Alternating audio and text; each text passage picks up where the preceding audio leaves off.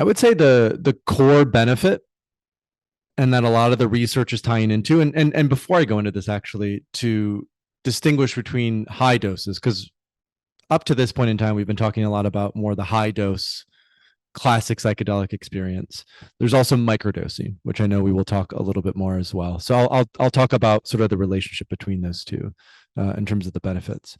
The core benefit is the spiritual experience, the spiritual awakening, this connection to God, to source, to nature, to the mystery, to something ineffable, something that we can't describe, right?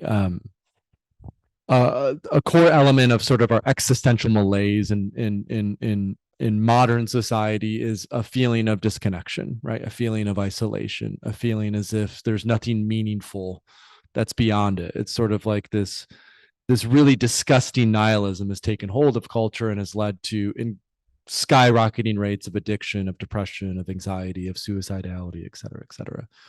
So the initial research that they did in 2006 at Johns Hopkins with psilocybin, they proved that psilocybin could occasion a mystical type experience. And that mystical type, right? I know, so crazy. I like that you're using the actual words from that Yeah, scientific paper. I always thought that was odd wording that they used in that paper, very odd that wording. occasions Yeah. the mystical experience or something to that effect.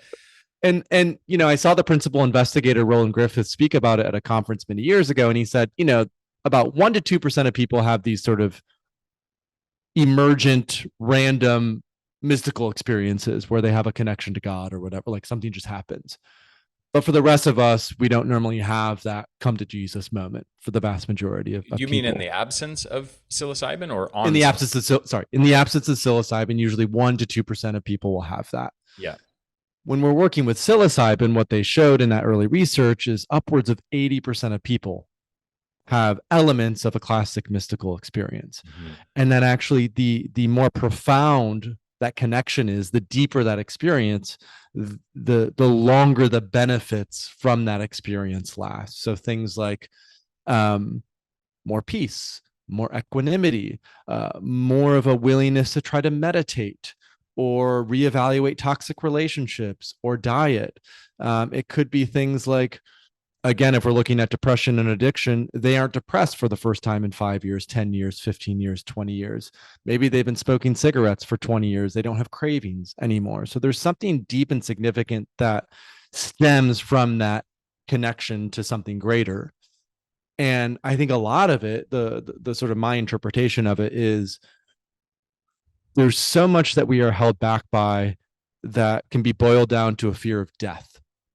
And I think it's a big death, right? Where we feel sort of constrained by um, a fear of being obliterated and a fear of being wrong and a fear of being all these sorts of things. And what psychedelics facilitate through that spiritual experience is they often allow us to see beyond the illusion of death, and they allow us to see that death is really just another turning in the cycle of time, and that we will just simply after death fall back into this oceanic boundlessness.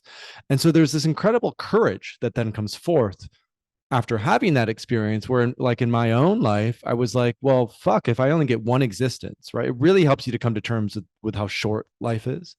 If I only get this one existence, then I want to create it in such a way that that would be legendary, so to say, that would inspire that, and that more than anything will actually help make the world a better place, that will be in service, and that will help to catalyze that.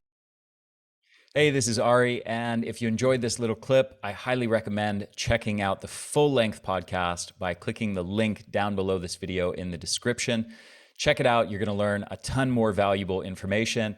Also, as always, I want to mention at the Energy Blueprint, we offer a ton of solutions to help you increase your energy. And as a side effect, help you prevent disease, dramatically improve your brain function, your mood, combating anxiety and depression, increasing your resilience to stress, and increasing your longevity.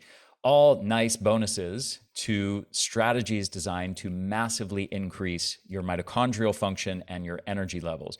And we've got a whole suite of products, online info products that guide you on strategies to optimize your lifestyle and nutrition habits. We've got an Eat for Energy course. We've got a brain course. We've got an advanced fat loss strategies course. We've got a breathing for energy course, which I highly, highly recommend. People just absolutely rave about that one in particular. And we've got a whole suite of supplements, mitochondrial formula, a brain formula, energy essentials and superfoods, which is our comprehensive multivitamin and multimineral and superfoods formula. So thank you for watching this. Again, full length link to the full length podcast is down below. And check out theenergyblueprint.com for our whole suite of products that can help you dramatically transform your energy levels.